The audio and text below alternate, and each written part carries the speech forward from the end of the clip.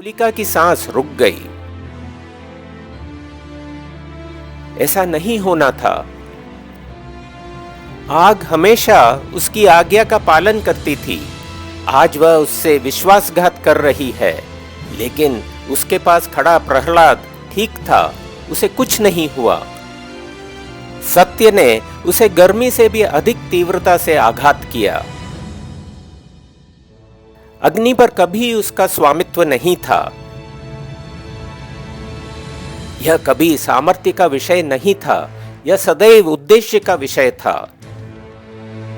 उसने पवित्र वस्तु का दुरुपयोग किया था और अब वह उसका विनाश करेगी।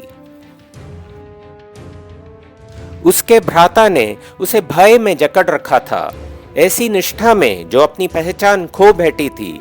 किंतु यह मोक्ष था। ज्वालाएं केवल देह को नहीं भस्म कर रही थीं, वे खामोशी, गुनाह और सालों के सफाई को भी भस्म कर रही थीं। और जैसे ही अग्नि प्रज्वलित हुई, उसने वह सब कुछ भस्म कर दिया जो वह थी। होलिका ने कुछ ऐसा अनुभव किया जो उसने वर्षों में अनुभव नहीं किया था, सुकून।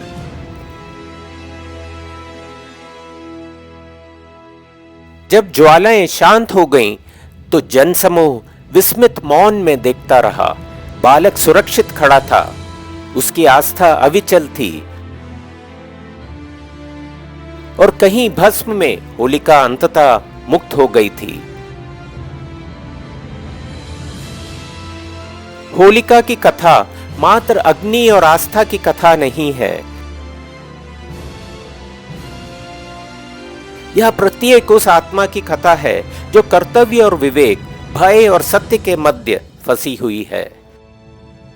निष्ठा श्रेष्ठ है, परंतु जब यह हमें सत्य के दर्शन से वंचित कर देती है, तो यह एक कारागार बन जाती है। सप्ताह आज्ञा पालन करवा सकती है, किंतु यह धर्म का आदेश नहीं दे सकती। और मौन, यद्यपि यह आंधी को विलंबित कर सकता है, कभी भी अग्नि से मुक्त नहीं हो सकता। होलिका की कहानी का अंत एक दुखद अंत नहीं था, बल्कि उसके जीवन की नई शुरुआत थी। जिस आग ने उसे नष्ट करने का प्रयास किया, उसने होलिका को बंधनों से मुक्त कर दिया। उसने जंजीरों को राख में बदल दिया और डर को शक्ति में बदल दिया।